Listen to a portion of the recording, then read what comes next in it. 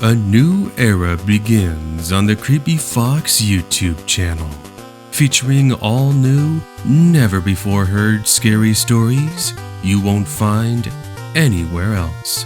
Covering scary stories from subscribers of the Creepy Fox. Find out what made this channel so special from the rest, and relive this new era of exclusive subscriber stories content shared by yours truly, Caesar, the owner of the Creepy Fox YouTube channel. Make sure to subscribe if you're new, and without further ado, let's begin. I will never forget that this happened. It's really one of the scariest moments of my life, and I just really hope nobody ever has to go through this firsthand, because let me just tell you, it left my wife and I at a complete loss of words. So what exactly am I referring to all of you, and what makes my experience so much different from others that you might have heard on YouTube? Well, let's start off with the events that led up to it. For some context, this was on New Year's Eve of 1999 and takes place in southern Arizona near the United States-Mexico border. My wife and I were at her grandparents' New Year's get-together, and we had stayed there all the way until 2 in the morning. This meant we welcomed in the new year with her grandparents, aunts, uncles, nephews, cousins, brothers, sisters, the list goes on. Now, the original plan was to spend the night at her grandparents' house, and then make the 2-hour drive back home that following afternoon. However, we had 2 cats at the time, and we didn't want to leave them the entire day on their own, since the youngest one liked to jump onto countertops and toss things everywhere. Spoiler alert, not for the scary part of this story, but in general, when we got home, the place was a mess. It looked as if a tornado had just passed through. We blamed this on the fireworks, which must have caused the cats to go crazy. Again, that's not really part of the scary story, but just a silly detail I thought was worth mentioning. Anyway, by the time we hit the road, it's around 2:30 a.m., and out here in this part of the state, with nothing but desert and stars above you to keep you company, it does become quite lonesome and quiet. That's why my wife and I were surprised when, seemingly out of nowhere, we saw headlights in our rearview mirror fast approaching. Since this was New Year's, I actually started to become a bit frightened due to the erratic behavior of the vehicle.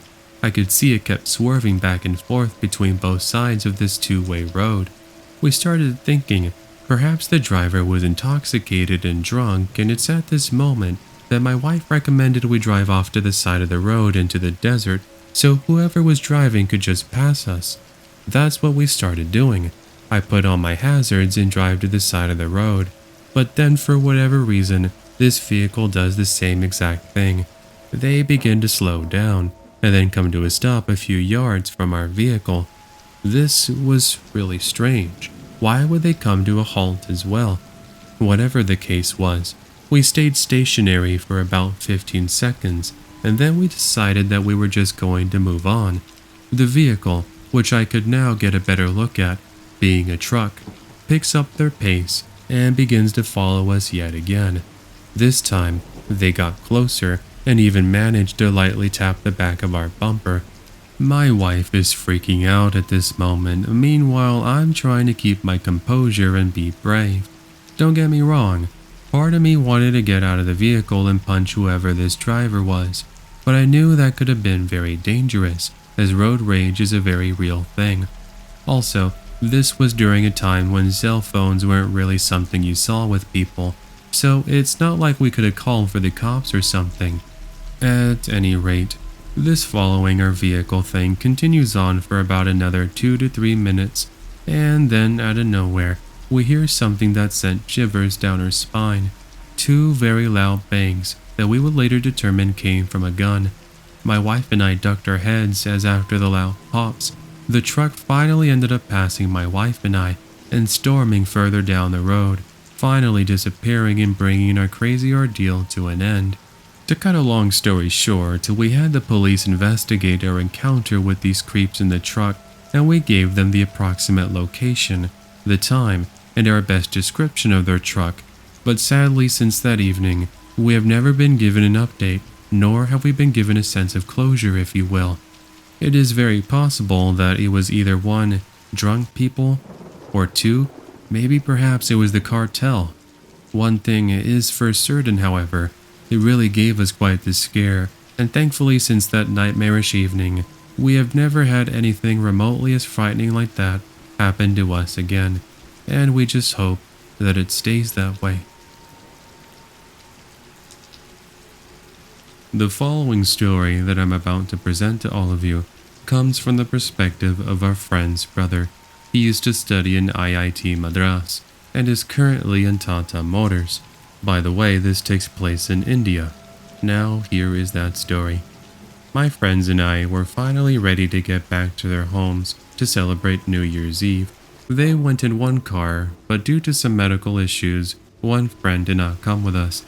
This meant my girlfriend Tanya and I were the only ones left, so we decided to drive to my house since I wanted to introduce Tanya to my family. So we packed our things and we started the ride back on the highway, and after a while my car started to make some really weird noises, so I decided to check it out. But when I stopped the car and looked inside the hood, I noticed one of the tires was flat. Of course, I didn't have a spare to replace it. Tanya now started to worry, but I tried to calm her down, telling her that we were going to sort things out and we would soon be home. I tried to call Tata for roadside assistance.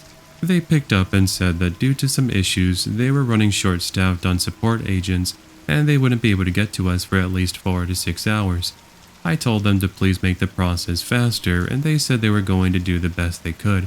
Now, where we were on the highway, it looked pretty remote, but thankfully there was cell phone service. Anyway, we got back into the car, reclined the seats, and just sat there eating snacks for a couple of minutes. And then we saw a car pass us, and soon a man walked over and asked if we needed any sort of assistance. He said he was from a company called Cars 24. He did offer to take me to the nearest repair shop as he didn't have a jack to lift the car. I looked at Tanya and asked her what she thought, and she agreed that we should accept his assistance. So we both hopped into his car and went to the nearest mechanic shop. We knocked on the door and we were welcomed by a poor-looking man with white greasy hair, dirty blue jeans, and a black hoodie. We asked if he could help us with a jack to lift the car, and he said sure, why not, while I noticed him staring at my girlfriend in a really creepy and awkward fashion.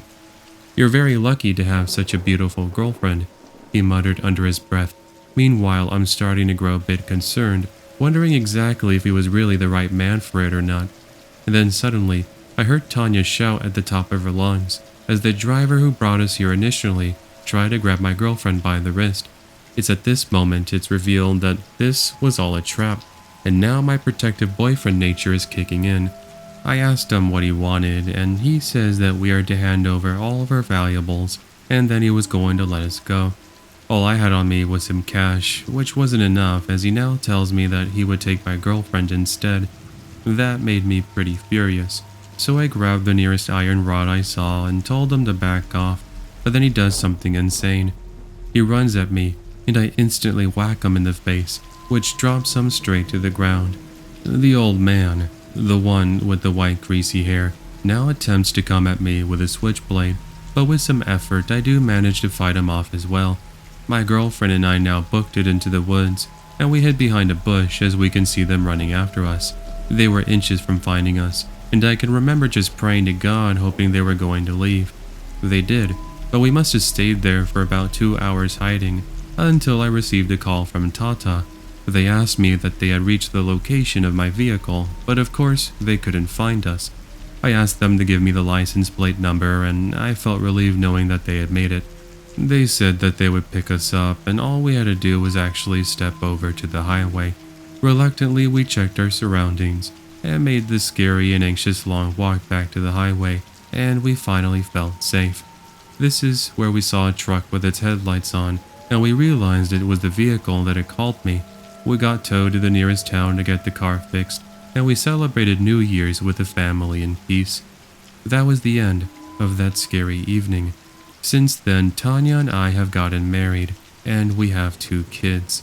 I thank God for helping me that night, because who knows what might have happened to us had those men spotted Tanya and I. My advice for all of you listening out there: always carry supplies you might need, such as a spare tire, so you can avoid these sorts of situations. Thanks, and Happy New Year to all of you, including Mr. Creepy Fox. May this year fulfill all your dreams, and may you continue to entertain us for the years to come. This was last New Year's, and I remember it well because I had been working overtime at my bartending job. Now, if it really matters to anyone, then I'll state quickly that I'm 25 years old and male. Anyway, after a long night of people drinking to their heart's content, loud music, fireworks, and anything and everything New Year's related, I was finally clocking out at 2 a.m. However, I was in the mood for some snacks and a quick meal, so I decided to head over to a nearby gas station I frequented to grab a couple of hot dogs and some nachos. Now, I know having gas station food isn't exactly the most healthiest option, but you know what, I felt like I earned it regardless, even if my stomach suffered later on. Once I arrived, I park at the side of the gas station and step out into the cold January evening. So far, nothing really seemed out of the ordinary, so I walked in and I go to grab my food and sat at one of the counters to quickly devour my late night meal. Once I was done, I head over to the trash can to throw everything away. However, I looked through the front glass window and I could see a pretty shady figure walking around and looking into my car. It was a homeless man who looked to be in his mid-30s. Now, assuming he was going to request money from me, I ended up waiting until he leaves and then I head to my car. However, I think he might have been waiting for me because as soon as I reach my car door, he pops out from behind a nearby trash can. "Excuse me, sir, but do you have some extra change?" I felt pretty generous, and so I gave him a few dollars, thinking that he was going to leave me alone. He walks off momentarily, and I take a seat in my car. The thing is, I'm in a tired state, so I accidentally dropped my keys under my seat, a minor inconvenience, so I went ahead and looked down and grabbed them seconds later. But here's the thing, I had unlocked my car to get inside. This meant that when I looked up from my bent over position, the man that I'd just given money to was in the process of opening the passenger side door. Now I don't even get a chance to react as he takes a seat next to me and just sits there awkwardly.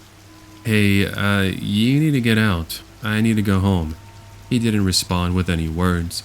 Instead, he puts his hands into his jacket pocket, where just a few mere seconds later, he takes out a revolver. Now I got the chills as my immediate reaction was to get out of there. However, I was so frozen with fear that I couldn't move. I know most of you will frown up upon me, but unless you're in a situation where you could quite literally be shot to death, you won't know what it's like. "Give me the keys, and I'll let you go." That was what I remember him saying. This guy was looking to rob my car. Now I don't know what happened next, but it's like a switch turned on in my head, and I finally regained my composure. Now risking being shot at, I grabbed the keys and booked it into the gas station. Luckily, I knew the man who was working there, who happened to be the manager, as he ended up grabbing a shotgun underneath the front counter. Now it was hard to get my words across, but when I said, "guy with a gun," it was enough for him to send me to cover. He then takes the shotgun and runs outside. Seriously, the pair on this guy.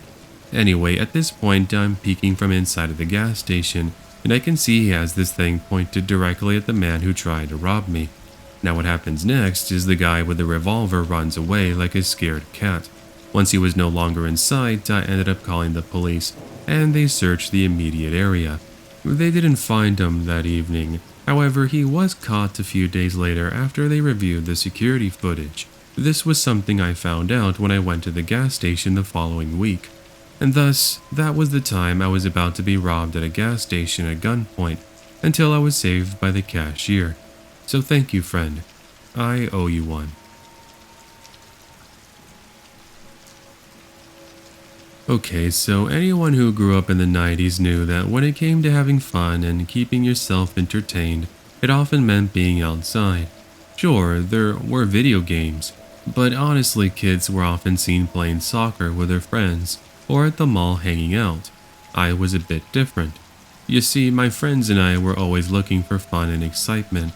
That was where we found ourselves one random New Year's Eve evening when my friend and I decided to do a bit of exploring.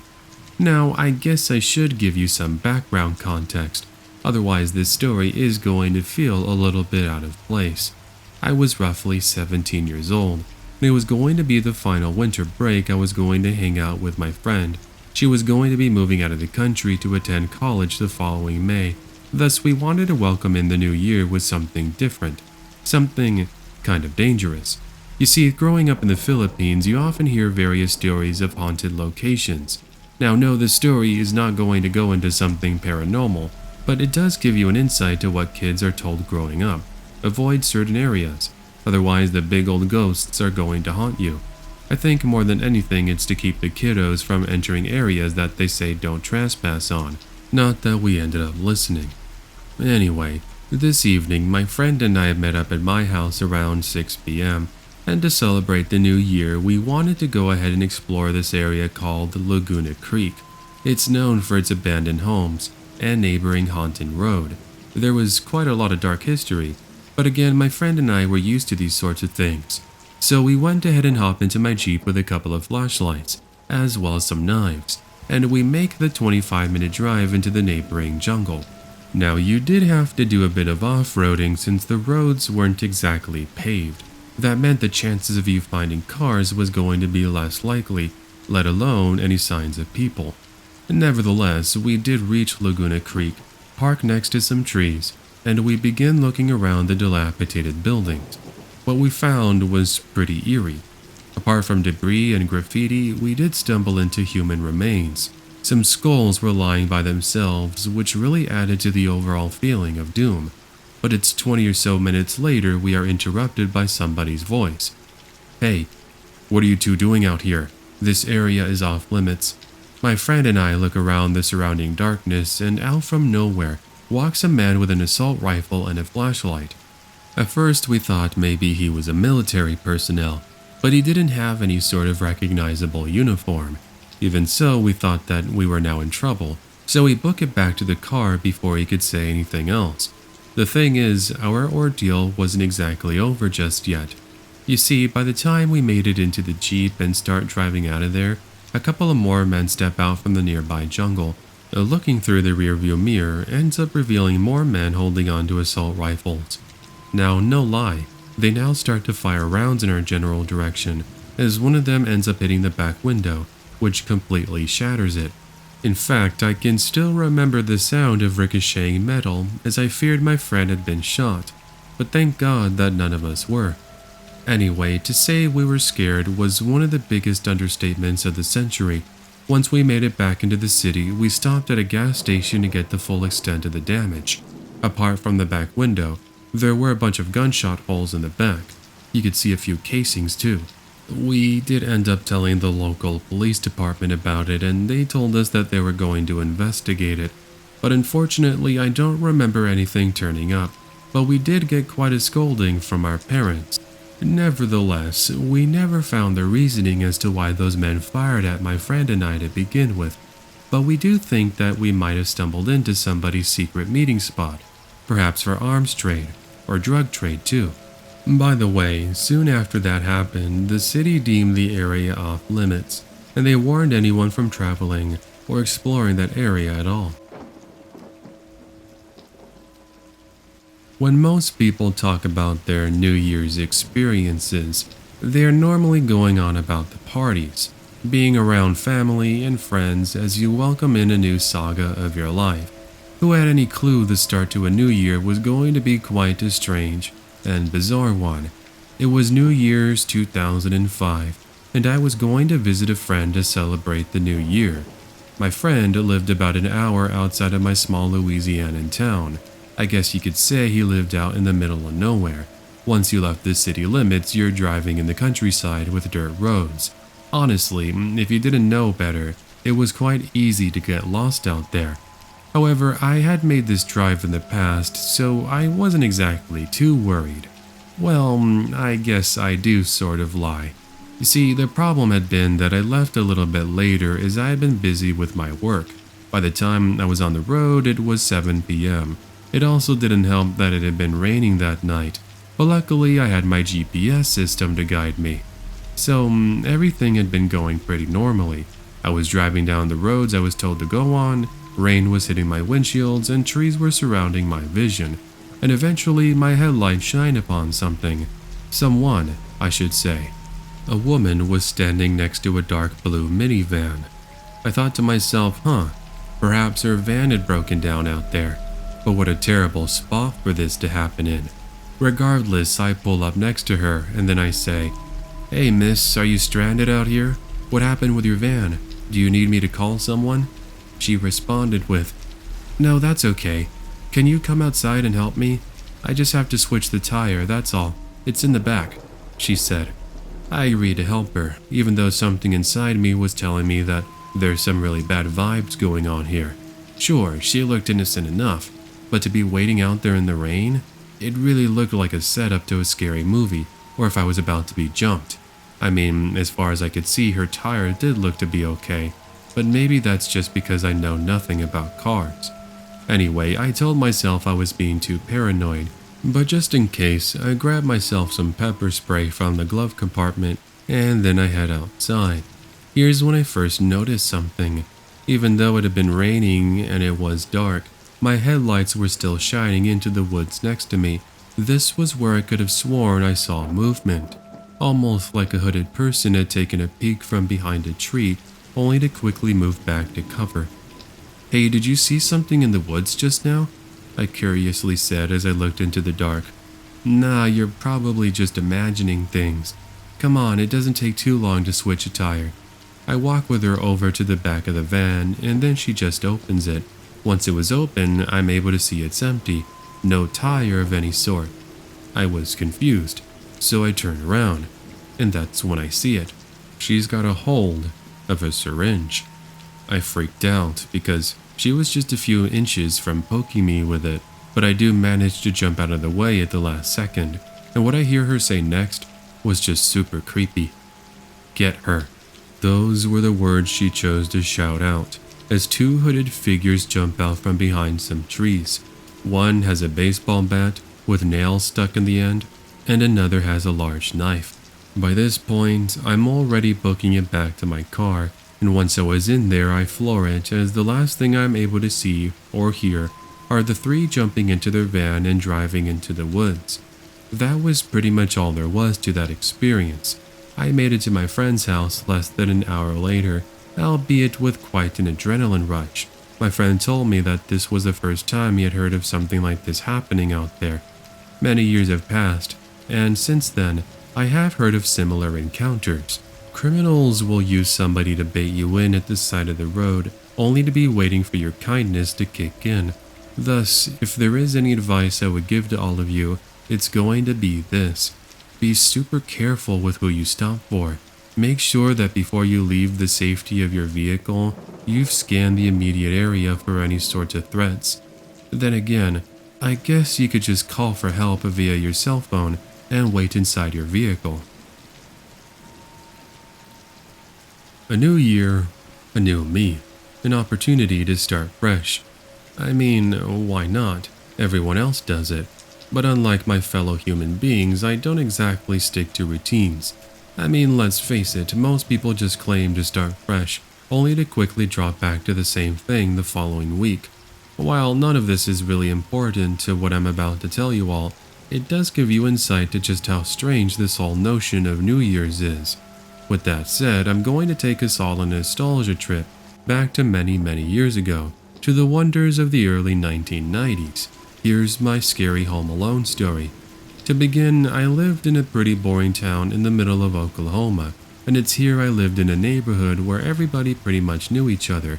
It was very safe, and common to leave your doors and windows unlocked. And boy oh boy how the times have since changed then. Anyway, I could stay up late, eat all the junk food that I wanted to, and have no worries about the noise I made, for oftentimes I was home alone. Besides, I was used to being home by myself. You see, both my parents worked long hours at their respective jobs, and I would usually arrive home to some leftovers left in the refrigerator. Honestly, I felt safe in my little bubble of a home. Same thing this evening. I remember it was New Year's Eve and my parents had been out of town to celebrate their wedding anniversary. I myself was so into Super Mario World stomping on some Goombas, having myself a good laugh at my mistakes while eating some snacks.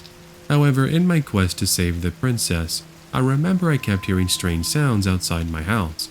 It almost sounded like footsteps, the kinds you hear when you're stepping over mud. Now, seeing as it was raining, I kept writing everything down to Mother Nature just trying to freak me out.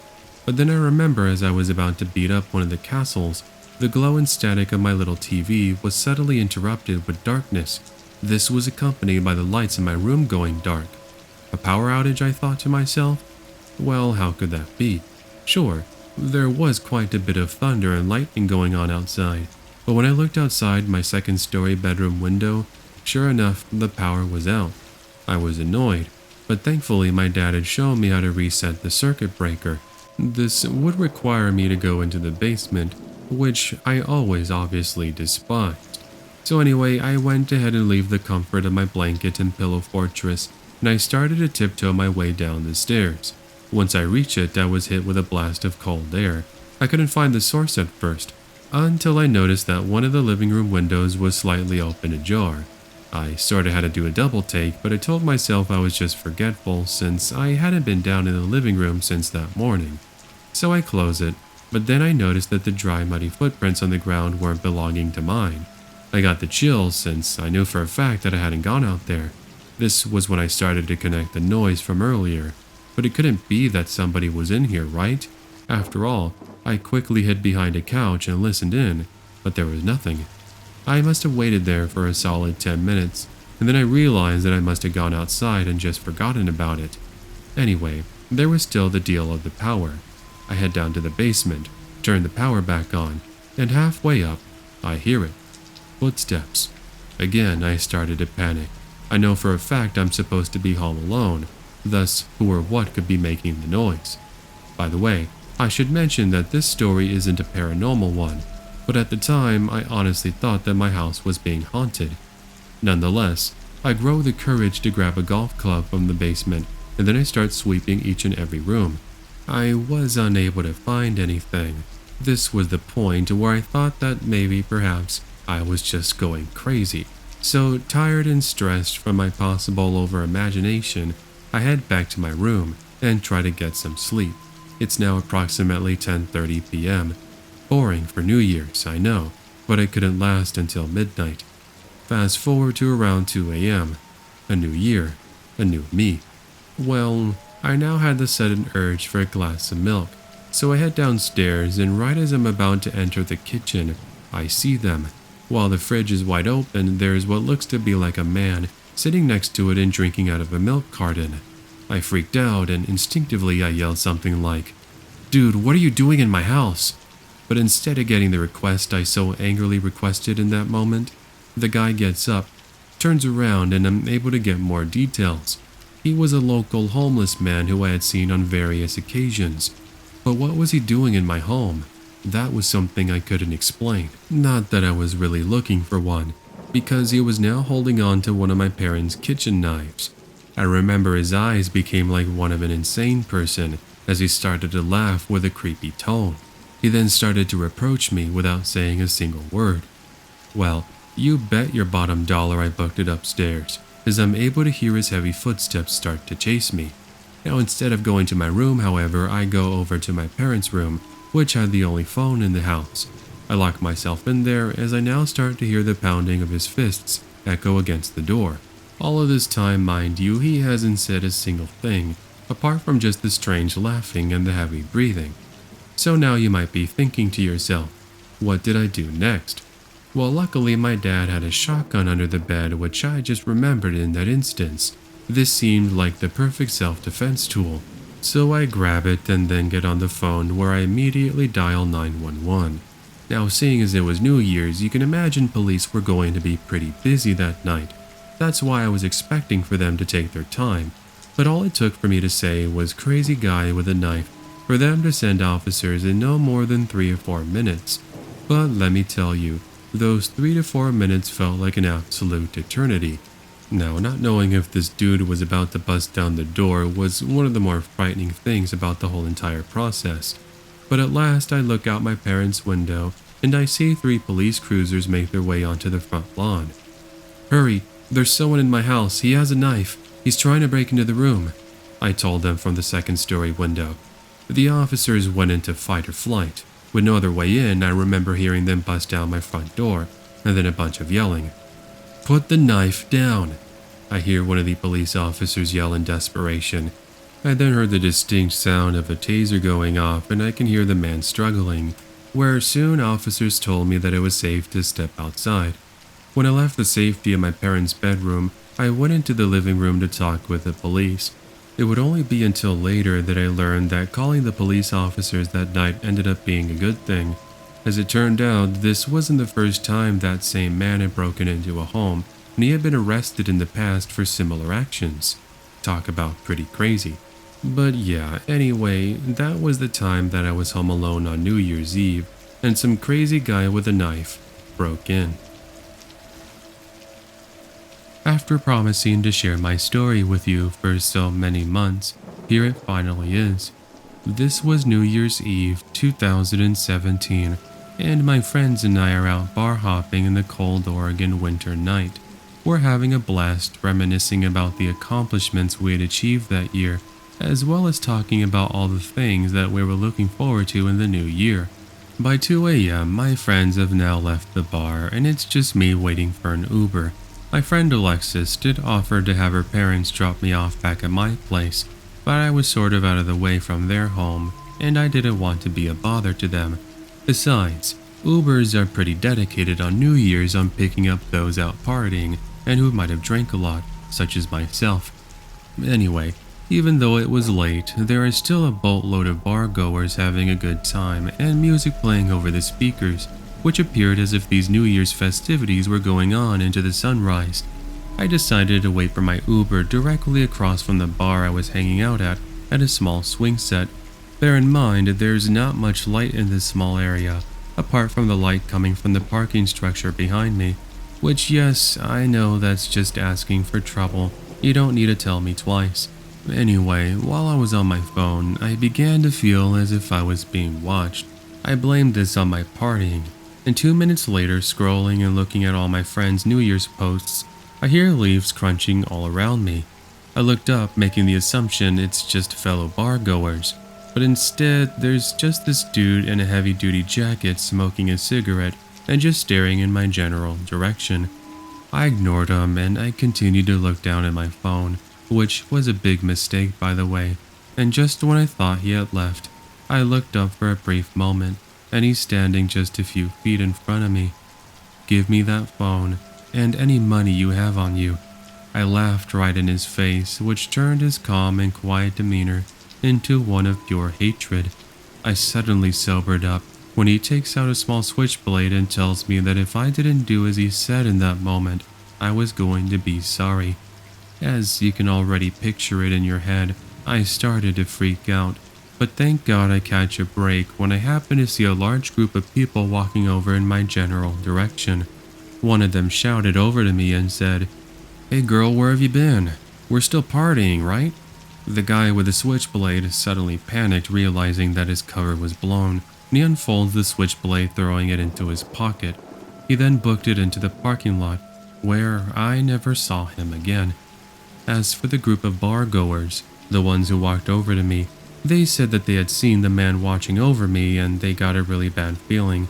That's why they decided to come over and check up on me just to make sure that things were okay. Well, they weren't. And if it wasn't for their quick thinking and their quick action, I'm pretty certain that I might have gotten mugged, or possibly stabbed. I currently live in North Carolina and I'm married to my beautiful wife Kayla with 2 kids. But this is a story in which I want to take you all back to when I used to live in Michoacan, Mexico. It was a small pueblo I was born and raised in, and growing up I was always the adventurous type. On days that I wasn't in school, my friends and I would travel into the forests and go about our afternoons fishing at the lake. When at home, we'd stay up listening to music and practicing guitar as we dreamed of being in our very own mariachi band. Now, I could spend hours talking about all the great adventures that we had together, and maybe one day can share some of those stories if you're interested in hearing them. But for now, I want to discuss and talk about this one time that my friend Ricardo and I had this very scary encounter that was all the talk of our town. It was New Year's Eve of 2000. Both Ricardo and I are in my room at roughly 7 p.m., and we were playing some Nintendo 64. Ricardo's parents, as well as mine, are in the main living room and are watching the New Year's special that was being broadcasted on television. So after playing video games for a while, my mom comes into the room and reminds us that dinner was going to be ready in about 30 minutes.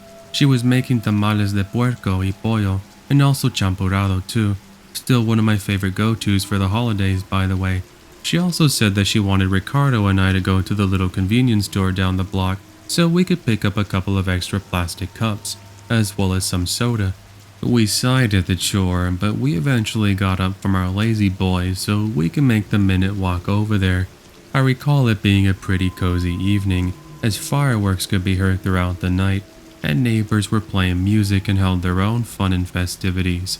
When we got to the little convenience store, it was pretty empty, apart from just a store clerk, who I can remember had a look of, "Please, I just want to go home," written across his face.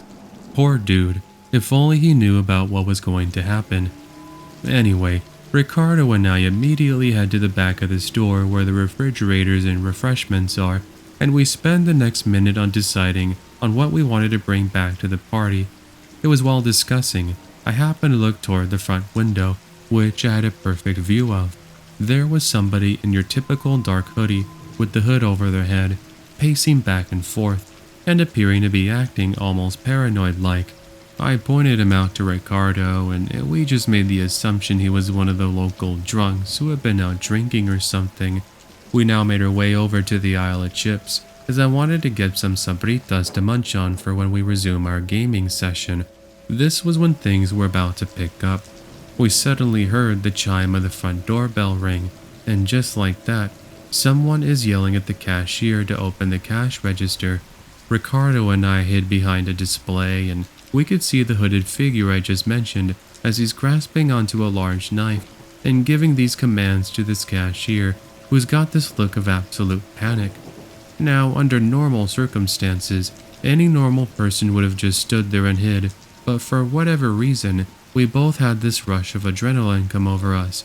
We both looked at each other, and we knew right away that we couldn't just let this guy get away with this robbery. So what do? Well, we sneak up behind him as he's distracted, and then when I'm just a mere inches from him, I pull a heel tactic of sorts, and I go for the low blow. This guy drops almost immediately as Ricardo goes for the knife and is quickly able to smack it out of the dude's hand. I then go to grab it as the man takes a second to recover before realizing he's lost his only opportunity to make off with some cash.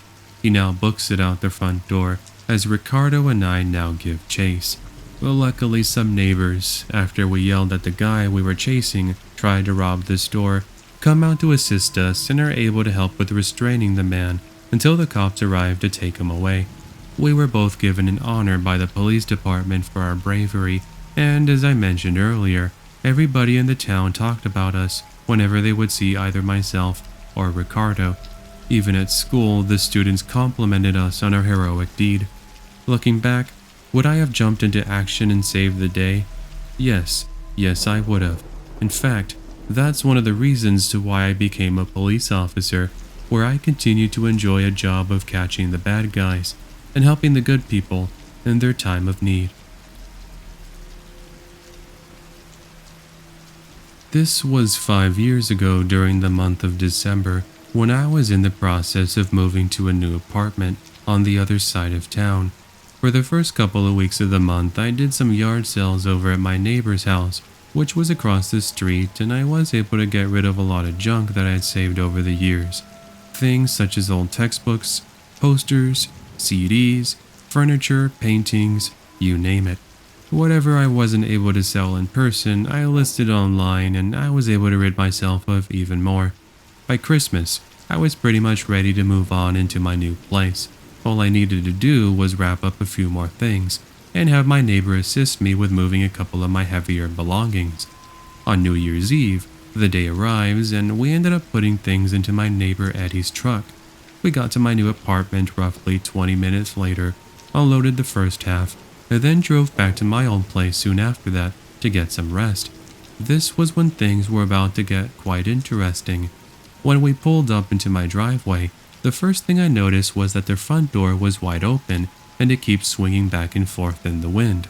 I do recall it being quite windy, and I blame the wind as well as my lack of checking to lock the door as the reasoning behind why it was open. Anyway, my neighbor Eddie says that he would join me in just a minute to help as he wanted to go and feed his cat as well as use the restroom. I told him it's not really a problem as I was going to call my mom in the meantime. So I pulled out my cell phone, dialed for my mom, and then stepped into my house. But not even 10 seconds later, greeting my mom with a friendly hello, I went silent and told her that I was going to give her a call back. Rummaging through the little that's left in my kitchen was this really skinny man with long dirty blonde hair and tattered clothing on. So, do you just walk into homes without even asking permission first? I said to him in a sarcastic tone, as the man looks over to me and just stands and stares at me awkwardly. He doesn't give me a response for a few seconds, but when he finally does, something along the lines of, "Oh, sorry, I thought this place was empty," was said to me. I started to feel that this undeniable sense of fear was now going to start taking control. I couldn't quite figure out why, but as I reminded him yet again he needed to leave my house, he sort of just snaps into this crazed anger. He starts yelling at me saying that this is his house and that I was the one that was trespassing. Yeah, not even a joke there, even when admitting he thought that the place was empty just a minute ago. Well, me being the so-called self-proclaimed tough individual I am, I stood my ground, but then went cold when he does the unthinkable. He takes out a box cutter, and that's when my confidence quickly goes out the window. I immediately book it toward the front door, and coming up the porch steps was my neighbor Eddie alongside his older brother Mark. Now these guys are tough and strong. Both are easily over 6 foot and about 250 pounds respectively. Mark and Eddie, bless their hearts, quickly jumped into action, even though they could have ended up with a trip to the hospital. If not worse, they wrestled this guy to the floor, no questions asked, and they're able to secure the box cutter. I went and grabbed it, and then proceeded to dial 911. Meanwhile, Eddie and Mark have this guy restrained. Officers would show up about 5 minutes later, and they ended up handcuffing and arresting him. In short summary, I was told he was some homeless dude that was on some sort of crazy acid trip, which explained the way he acted that afternoon when I bumped into him. As for that New Year's, although I was still quite a bit shaken up, I was soon able to forget the encounter and move on with my life. By the way, I'm still friends with Eddie and Mark today, and I actually just picked up some Christmas gifts for their kids. To all of you listening, I wish you all a very Merry Christmas and a healthy and safe New Year. 2018 New Year's Eve, I attended my co-worker Mandy's end-of-year party at her new apartment both her and her husband had just recently purchased. We had a potluck and everybody ended up bringing different assortments of food and treats. I was in charge of bringing the ham, and that bad boy came and left within the first 15 minutes. It was soon realized after we had started eating that we had run out of plastic cups, and with the attendees continuing to arrive, it was certain we would need more of them right away. Now, Mandy did say that we could use her glass cups, but I knew she wanted to do minimal dishwashing that evening, so I let her know that I had some extra cups at my place, and I offered to go and pick them up. I had to convince her though, since she was going to send her husband to the store, but I reminded Mandy I'm less than a 7-minute drive from her place, so it wasn't really a bother to me. Besides, it could give me a chance to check on my goldfish Sally, as I didn't remember whether or not I had put some extra food for her. So I step out of her apartment at roughly 7:50 p.m. and get into my neighborhood around 8 p.m. The streets were empty, and with the mist of rain falling on my windshield, The evening was very nice and peaceful.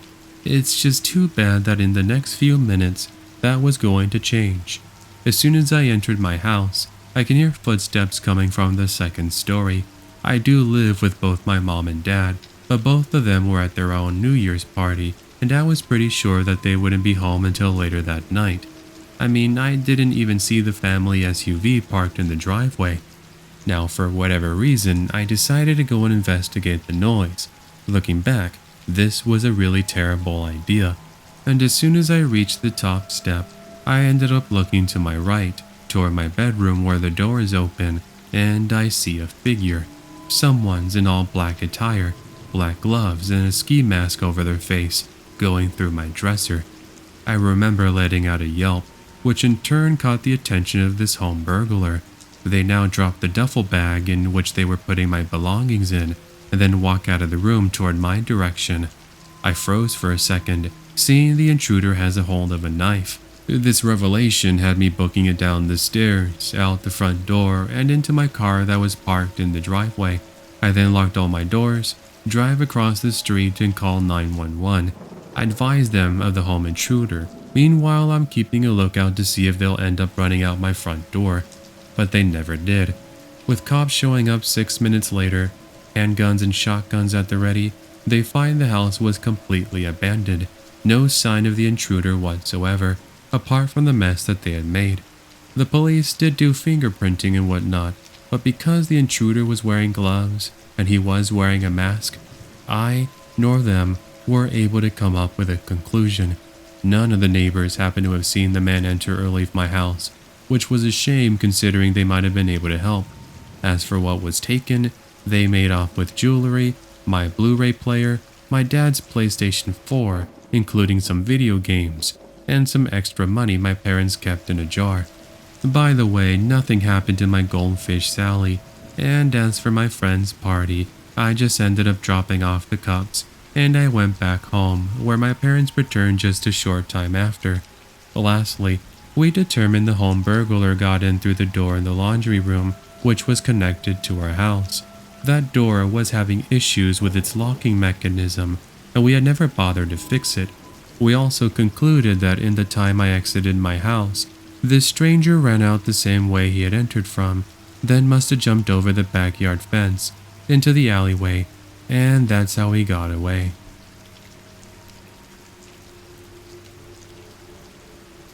It was a day before New Year's Eve of 2013 in Southern California, and my best friend Cameron had come up to spend the holiday with my family and I. We had a bro day going to the arcade, going bowling and playing video games in the afternoon. At night, we got the urge to grab ourselves some French fries from McDonald's, and we drove over to pick some up. The line was pretty quick, so that was a good thing. After we exited the drive-thru, we come up with a brilliant idea of driving up to Skylane. It's an unofficial name of a hillside in our city where you can get a pretty complete view of the entire town, and it's even on some very clear nights you might get the chance to see a shooting star, weather and lighting permitting.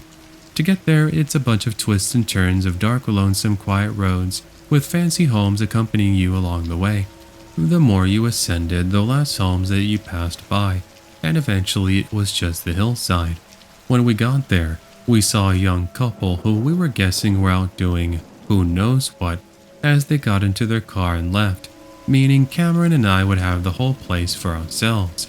We parked next to a tree and then we got out and walked over to the cliffside, just a 10-second walk away, and we sat at one of the benches for the next 30 minutes, just talking about life and listening to some music and enjoying the peace and quiet of the nature.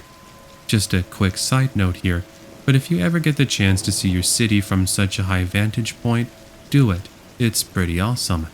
What isn't awesome, however, is what would happen in just a few moments. We started to get pretty cold. It was a chilly lower 50 degrees that night, so we got up and began making our way back to the car.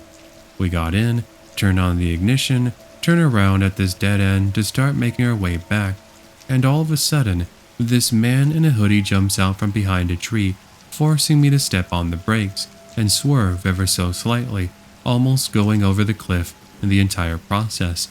That in itself was one of the scarier moments of my life, and judging by the look on Cameron's face, he felt the same way. That fear quickly changed to anger, however, as Cameron jumps out of the passenger seat. Meanwhile, I start to back up, and I can hear my friend begin yelling at this random stranger. I pulled my window down to yell at him too, but something strange was happening. He kinda just stood there not saying a word, and I start to believe perhaps this guy might be high on something, or maybe he's drunk. I guess it happens at this time of the year, huh?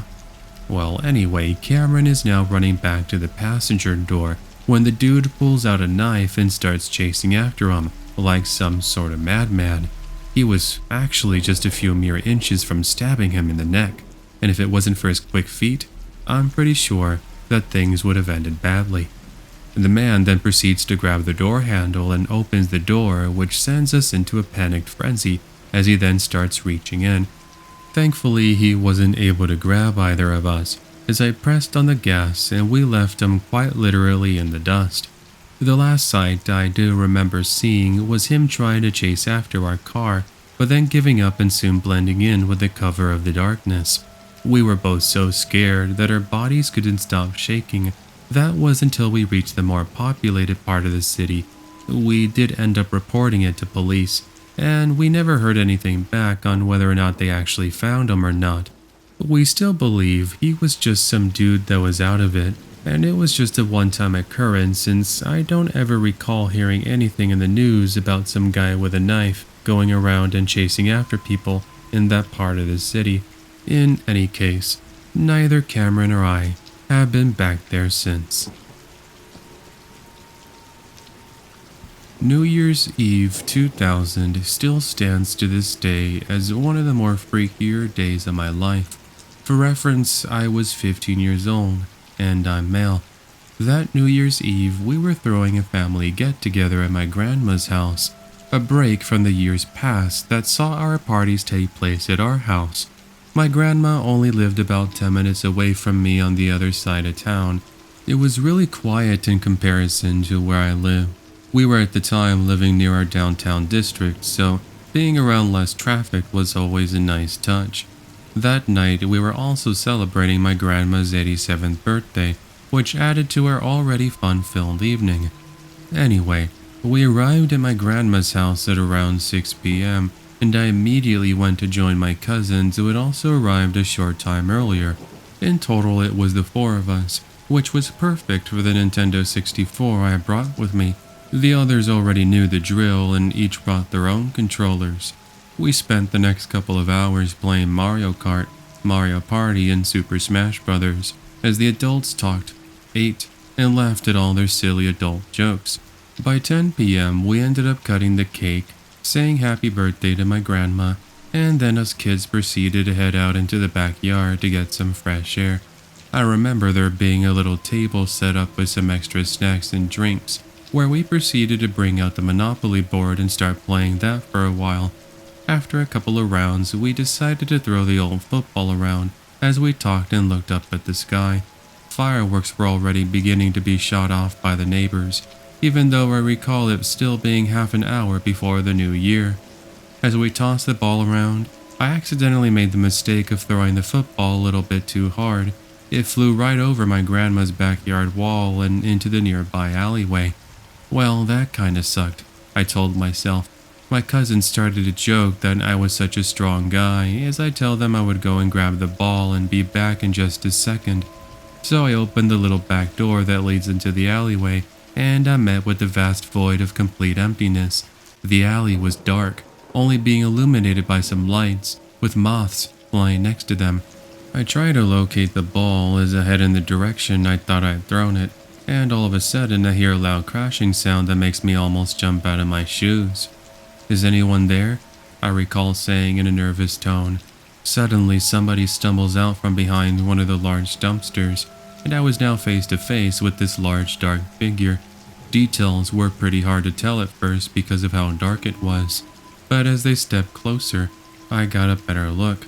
It looked to be like a homeless man, and he looked pretty angry. "Is this your ball, kid?"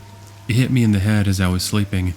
I actually let out a quick laughing snort and then stopped myself when I realized I was talking to some random dude who looked like he was straight out of a movie, and he looked like the main villain. Yeah, that might be kinda mean. I'm sorry, but that's what it felt like. Besides, I was a kid back then, and that's what I thought. All of a sudden, he reaches for something and then pulls out a screwdriver and proceeds to stab the football. I basically said, "The heck with the ball," and begin running back. Meanwhile, I hear my cousins asking me what I was doing and what was taking so long. One of my cousins met me at the side door as I'm able to run and turn the corner to get in, and all of a sudden, I see his facial expression change. "Run. Close the door already." Before he gets to do so, the crazy angry man comes barging into my grandma's backyard, and all of us teens take off running inside, screaming like banshees. One of my uncles overhears the commotion and he's asking what was happening. We pointed toward the back glass sliding door and he goes to check. The creep from the alleyway is banging on the door, saying he was going to kill us and all this other scary stuff. My uncle is now telling the man to get lost as my aunt starts to call 911, and as we waited for the police, my grandpa happens to see the man who is still in the backyard cursing and yelling at us.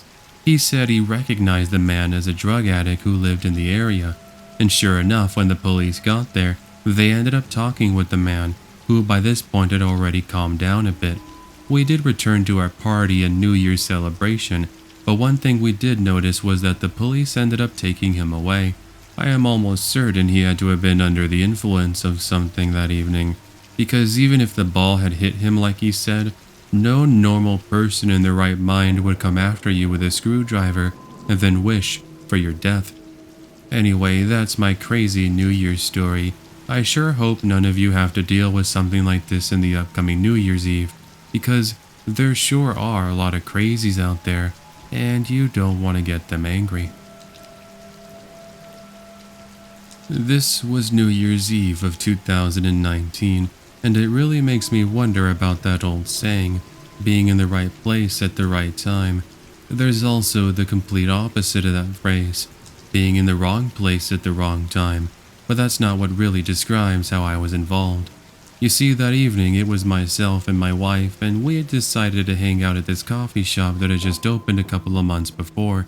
They have a ginormous patio where they have a few showings for artists and musicians, so they can perform and show off their work. It was really cool, and what was originally going to be maybe only 30 minutes of drinking some coffee, as well as watching the performances, it turned into the next 2 hours of enjoying this fun and quality entertainment. At around 11 p.m., I was starting to get kind of tired, and I asked my wife if she wanted to go back home so we could watch the ball drop on television and then go to bed. She agreed. However, she wanted to watch one more of the performances so she could enjoy the refill of hot chocolate she had just purchased. I said sure, why not, and so we sat for another little while. Oh yes, I haven't mentioned it yet, but there is a solid 100 people either seated or standing around just outside the patio, as there's also a little viewing area from there. I'm only mentioning that size of the crowd because, apart from a couple of people who were clearly drunk, nobody was really causing any sort of problems. Fast forward to the set's completion. We got up, offer our table to another group of people, and we begin the short 2-minute walk over to the parking structure that's just across the street. A chilly breeze swept across our faces as cars passed by and pedestrians laugh and smile. As we walk into the parking structure, we get a break from the breeze, but now something else is beginning to unravel itself. That would be the opening act of the end of the year celebration. There were a couple of women, mid to late 20s, who were standing next to and talking to some random man. We were just going to ignore them originally, but my wife points out that they looked pretty distressed. Now, normally I wouldn't get involved in other people's business, but when I saw the man grab a hold of one of the girls and began to pull her away as she began to scream, I knew in that instant that this was something clearly wrong. Therefore, I tell my wife to stay put as I quickly run over to join the two women and the strange man. "Hey, what's going on?" "Let her go," I say in a loud voice, letting my previous years of experience being in guest-controlled traffic take over. This doesn't involve you. Go away, the man says, as the woman is able to escape and now comes running over to my side. The creep now begins to yell at me in a drunken tone while I'm telling him to get lost and grow up from being a jerk. That only seemed to fuel the fire, so to speak, as without question, he bends down, puts his hand into one of his boots. Surely he wasn't tying them, I thought. Well, lo and behold, he pulls out a knife. Now he says that he was going to kill me. I won't lie, hearing that did send chills down my spine.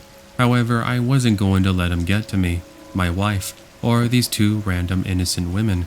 I have left this important detail out because I didn't want to spoil it at the beginning. I have a concealed license to carry, one of the cool parts about where I live, so if I am in any sort of danger, I have the right to defend myself. That's why I tell the man to back off, as I warn him I was armed with a gun.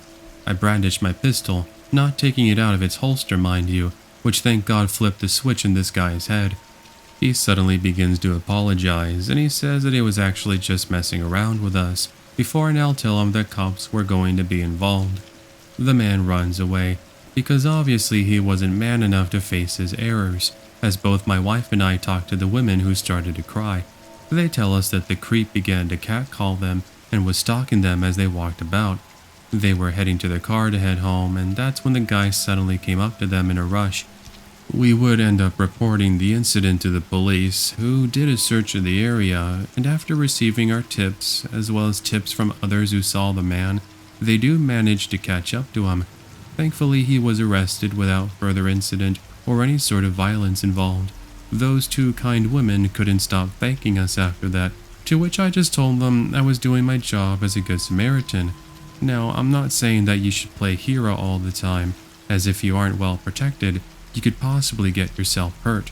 But if you have the chance to stop a threat and save somebody's life from potential danger, try to do something. Or at the very least, do call the police.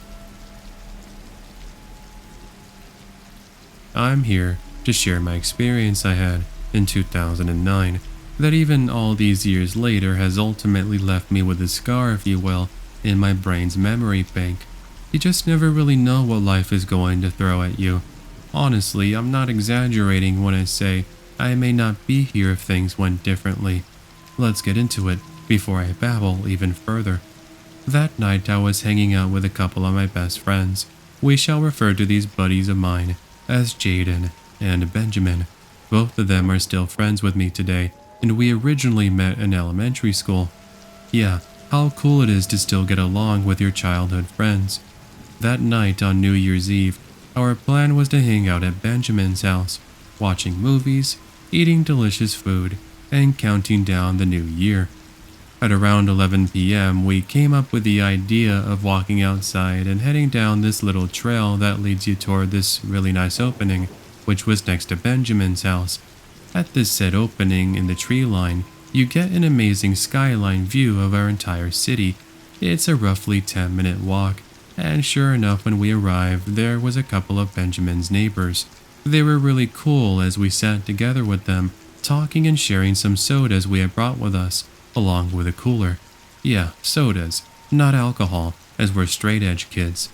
Fast forward an hour later, and we're jumping for joy as the sky is filled with fireworks coming from different neighbors in our line of view.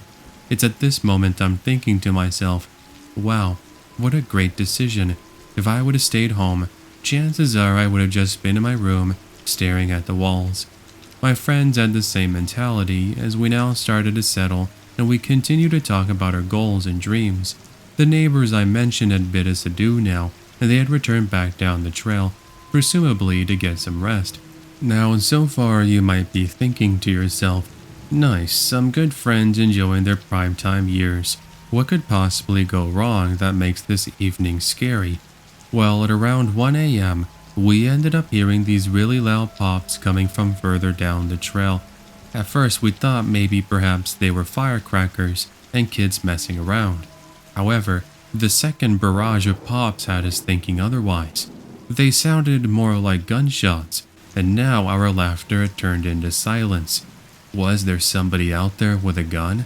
We weren't going to take any chances, so we decided to grab the cooler and blanket and then took cover next to this really large tree. For those who don't know, if you fire a round into the air, that bullet will come down eventually. It's not just going to fly into the atmosphere and then leave Earth's orbit. This was something we took into consideration as a couple of more loud gunshots were heard and they were getting closer. Soon enough, we can hear someone talking, but it's very nonsensical. Sounds like a drunken fool at a bar who's had way too much to drink. Benjamin ends up pointing in the distance, and this is when we finally get a visual on our culprit.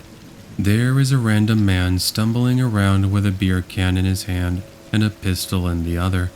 I remember letting out a nervous gasp as the man began to get closer to where we were hiding, continuing to curse at the air and waving his pistol around.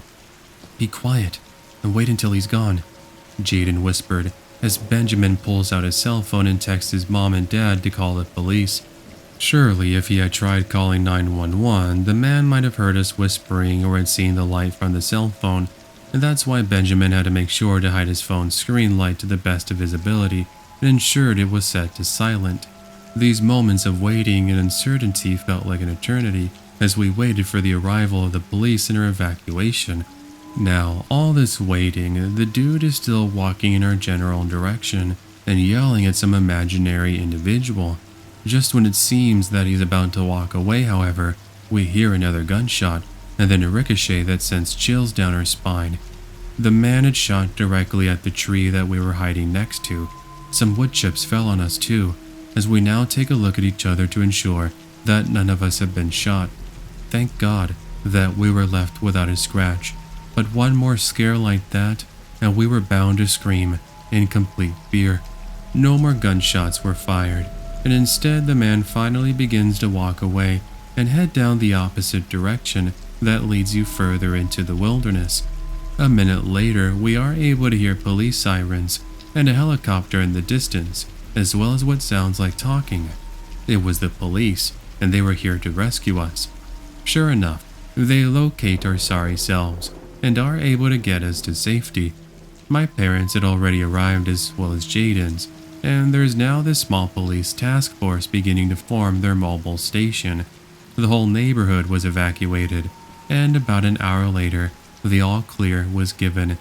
They had the man, and sure enough, as we later learned on, the man was not only drunk, but he was on drugs that evening. Needless to say, we counted ourselves very lucky because had he actually seen us, our lives might have been at jeopardy, not that they already were. I think that's what brought us so close. You have something so frightening and scary happen to you that you ultimately take comfort being there for one another, even in the toughest of times. Here we are over 10 years later. Our plan is to get together and have a New Year's party with our kids as we welcome in the new year. Now, if there is anything I can leave you all before I wrap this up, it is going to be the following. If you are walking about at night on New Year's Eve and you hear loud pops, take cover. While chances are you're not going to have some maniac firing at you like with what happened to us, those pops might be gunshots and those might be bullets, and they will eventually come down due to gravity. You just gotta be really careful, since lots of crazy things can happen out of nowhere. It was 3 years ago, and as a Christmas gift to both my wife and I, we had moved into a brand new house. This happening during the final week of December. Because we still didn't have all the furniture in the house, for the first couple of nights, we slept on blankets and pillows. I'd say the only downside to this was the fact that the home still didn't have any sort of central heating system installed. This did mean that the cold Alaskan December nights were seeing us trying to fend off 10-degree weather, but that's what our little heaters and blankets were for. Anyway, I want to say in the fourth night we started to hear movement at odd hours. Now, just to quickly give you a general idea, our home is one story. It has 2 bedrooms, a bathroom, and a kitchen. Right above us was an attic. I guess more than anything, it's a storage space where we had only used it to put some extra belongings in. Now, bear in mind, we never saw anything in there that stood out to us as suspicious or that rang any sort of alarm bells. Either way, back to the noise in question. We wrote it off as some squirrels frolicking above our house, and this does more or less seem to answer our suspicious minds. However, over time, we started to notice food that was going missing.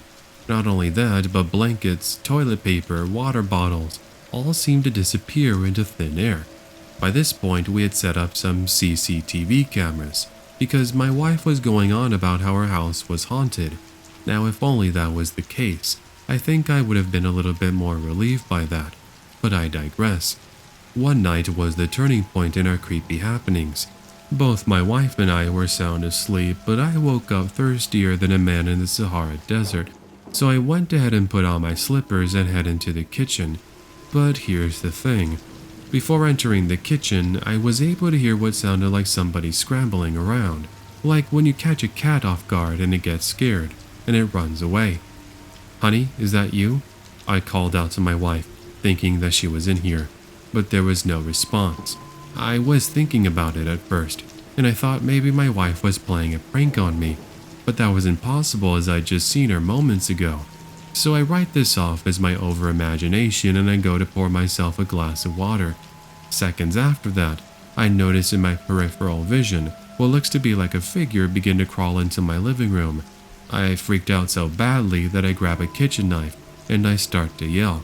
This figure, which was hidden by the dark of the night, ends up booking it and I'm able to hear footsteps heading upstairs.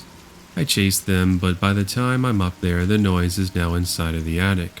Now, I will admit, as a man who thinks he's all that, and he's not as scared of anything, I was actually pretty scared to go up there, more so for the safety of myself, as well as my wife. Who knew if this person had a gun, and if it was just one person, or there were more? So I don't take the chances. Instead, I do the smart thing and I head into my bedroom, and I lock ourselves in there. We call the police, who do arrive in record time, and when they ended up going into the attic, guess what they find? A man living there. No joke. All the pillows and blankets that had gone missing, empty food wrappers, toilet paper, you name it. Well, the guy did actually put up quite the fight, but they are eventually able to get him out of there. After all of that, we installed the security system, and we haven't had any sort of issues since then. Still, we sometimes get paranoid when we hear a random noise in the night, but like I said, things have been pretty good. Happy New Year, and stay safe everyone.